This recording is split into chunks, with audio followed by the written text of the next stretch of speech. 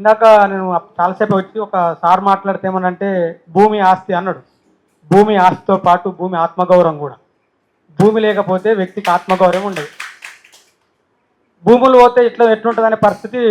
మాది మల్లన్న సాగర్ పక్కనే ఉంటుంది మా ఊరు. మల్లన్న సాగర్లో దాదాపు 16 గ్రామాలు పోయినాయి. ఆ గ్రామాలు పోయినాక వాళ్ళందరూ ఏం చేసినంటే గజ్వేల్ టౌన్కి ఇచ్చారు, వాళ్ళకి ఇండ్లు ఇచ్చాడు. ఆ ఇండ్లు ఇస్తే గట్టి వాన కొడితే ఊరిస్తే, చలికాలం వస్తే చలి పెడితే, ఎండాకాలం వస్తే ఎండ కొడుతుంది. వాళ్ళు ఏం చేశారంటే వచ్చిన డబ్బులతోని వాళ్ళు ఏం చేయాలో అర్థం కాక, అవగాహన లేక పూర్తిగా వచ్చిన డబ్బులన్నీ వైన్స్లకి ఇచ్చేసారు.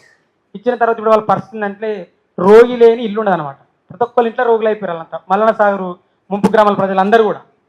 కాబట్టి ఇప్పుడు ప్రభుత్వాలు కూడా ఏం చేస్తే, ఒక ఆయనకు రూపాయికి ఎకరం ఇస్తుంది, ఇంకొక ఆయనకు 100 రూపాయలకి ఎకరాలు ఇస్తే వాళ్ళకి కావాల్సినలకు వందల ఎకరాలు ఇస్తారు. కానీ నేను ఒకటే చెప్పదలుచుకున్నా, నేను ఒకటే డిమాండ్ చేయాలనుకున్నా, భూమి పోతే భూమి ఖచ్చితంగా ఇవ్వాల్సిందే.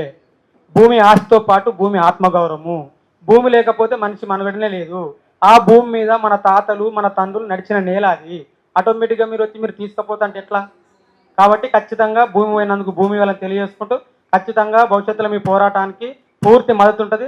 అవసరం అనుకుంటే మా ఓయూ తరఫున మేమందరం కూడా మీ గురించి ఒకరోజు మాట్లాడతామని కూడా ఈ సందర్భంగా తెలియజేసుకుంటూ, ఈ అవకాశం ఇచ్చిన మీ అందరికీ పేరు పేరున ధన్యవాదాలు. జై భీమ్. ఇందాక నేను చాలాసేపు వచ్చి ఒక సార్ మాట్లాడితే ఏమనంటే భూమి ఆస్తి అన్నాడు. భూమి ఆస్తితో పాటు భూమి ఆత్మగౌరవం కూడా. భూమి లేకపోతే వ్యక్తికి ఆత్మగౌరవం ఉండదు. భూములు పోతే ఎట్లుంటుంది అనే పరిస్థితి. మాది మల్లన్న సాగర్ పక్కనే ఉంటుంది మా ఊరు. మల్లన్న సాగర్లో దాదాపు 16 గ్రామాలు పోయినాయి. ఆ గ్రామాలు పోయినాక వాళ్ళందరూ ఏం చేసినంటే గజ్వేల్ టౌన్కి ఇచ్చారు, వాళ్ళకి ఇండ్లు ఇచ్చాడు.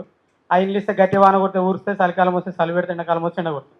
వాళ్ళు ఏం చేశారంటే వచ్చిన డబ్బులతోని వాళ్ళు ఏం చేయాలో అర్థం కాక, అవగాహన లేక పూర్తిగా వచ్చిన డబ్బులన్నీ వైన్స్లకి ఇచ్చేసారు. ఇచ్చిన తర్వాత ఇప్పుడు వాళ్ళ పరిస్థితి అంటే రోగి లేని ఇల్లు ఉండదు అనమాట. ప్రతి ఒక్కరు ఇంట్లో రోగులు అయిపోయారు వాళ్ళంతా, మల్లన్న సాగరు ముంపు గ్రామాల ప్రజలందరూ కూడా. కాబట్టి ఇప్పుడు ప్రభుత్వాలు కూడా ఏం చేస్తే, ఒక ఆయనకు రూపాయికి ఎకరం ఇస్తుంది, ఇంకొక ఆయనకు 100 రూపాయలకి ఎకరాలు ఇస్తే వాళ్ళకి కావాల్సినలకు వందల ఎకరాలు ఇస్తారు. కానీ నేను ఒకటే చెప్పదలుచుకున్నా, నేను ఒకటే డిమాండ్ చేయాలనుకున్నా, భూమి పోతే భూమి ఖచ్చితంగా ఇవ్వాల్సిందే. భూమి ఆస్తితో పాటు భూమి ఆత్మగౌరవము. భూమి లేకపోతే మనిషి మనుగడనే లేదు.